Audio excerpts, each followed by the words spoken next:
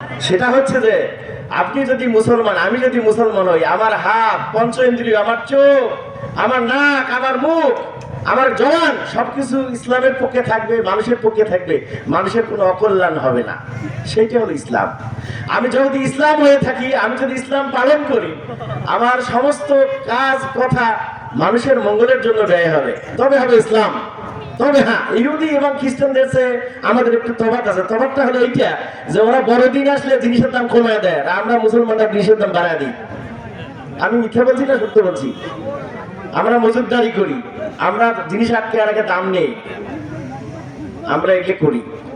আমি আরেকটা কথা বলতে চাই, সেটা হলো যে আমাদের নিজেদের কর্মকাণ্ডের পরিবর্তন আনতে হবে, সমাজে পরিবর্তন আনতে হবে। সেটা আপনি কিভাবে করবেন? সে প্র্যাকটিক্যালটা হলো এইটা যে আপনার দ্বারা সবসময় মঙ্গল হবে মানুষের। আমি একটা কথা বলি, দুইটা হক আছে মানুষের, একটা আল্লাহর হক, একটা বান্দার হক। আল্লাহর এবং বান্দার হক গুলো নামাজ, রোজা, পাঁচটা, যেটা কালমা, নামাজ, রোজা, যাকাত, হজ, এগুলা।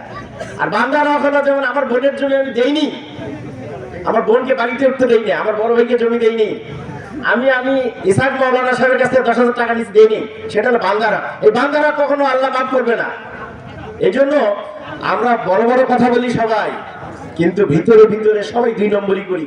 যদি আপনি নাম বলতে চাই, নামও বলতে পারবো, বাট বলবো না, মানুষের সম্মান নষ্ট হবে বলে। কি বুঝতে পারছেন আমার কথা? কাজে এই জন্য বলি, কষ্ট করে এত টাকা করছো কামাই, এত টাকা কেমনে নিবা?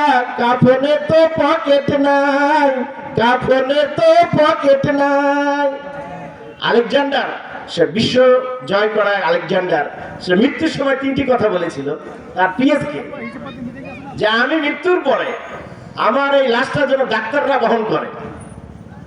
তার অর্থ কি? ডাক্তাররা কেন তার লাশ বহন করবে? সে বলেছিল এই কারণে যে মানুষ বুঝতে পারে যেন ডাক্তারের কোনো ক্ষমতা নেই, সব সৃষ্টিকর্তার হাতের ক্ষমতা, এরা আমাকে বাঁচাতে পারে নাই, এই জন্য আমি আমার লাশকে ডাক্তারদের দ্বারা বহন করতে বলছি। আর 2 নম্বর বলেছিল যে আমি যখন মারা যাব, আমার রাস্তাঘাটে সব ছড়াই ছিটে দিবে স্বর্ণ মুদ্রা, টাকা, যেন মানুষ বুঝতে পারে যে এই টাকা আমার কোনো কাজে আসেনি।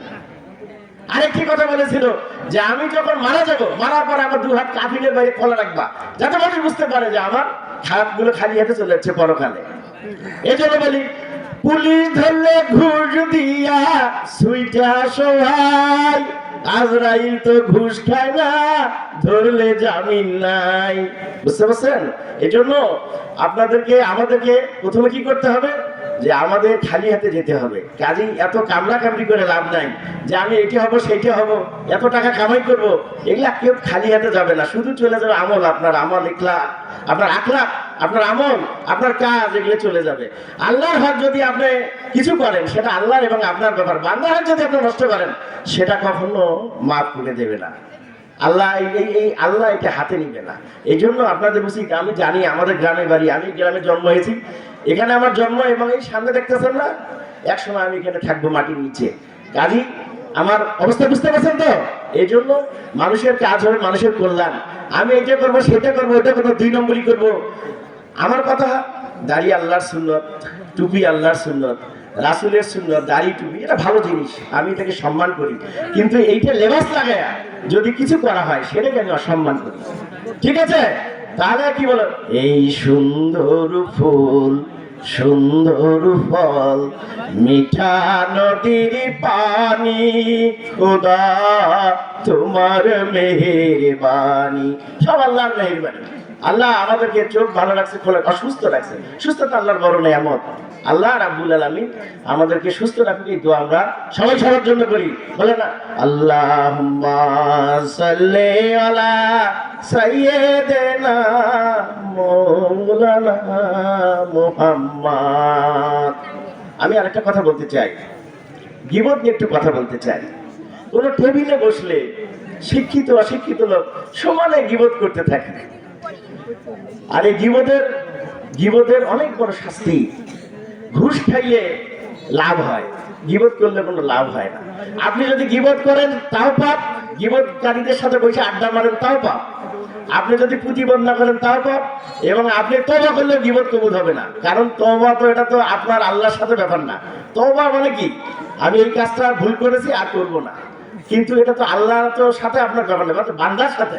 আপনি তো তার গিবত করছেন, আপনি তো আমার গিবত করছেন, সেটা আল্লাহ কেন দায়িত্ব নেবে? এটা আল্লাহ তো এত বড় দায়িত্ব নিবে না। এই জন্য আমি বলি যে চলিতে চরণ চলে না দিনে দিনে অবশ্যই, আগের বাহাদুরি এখন গেল কই, গেল কই, আগের বাহাদুরি এখন গেল কই।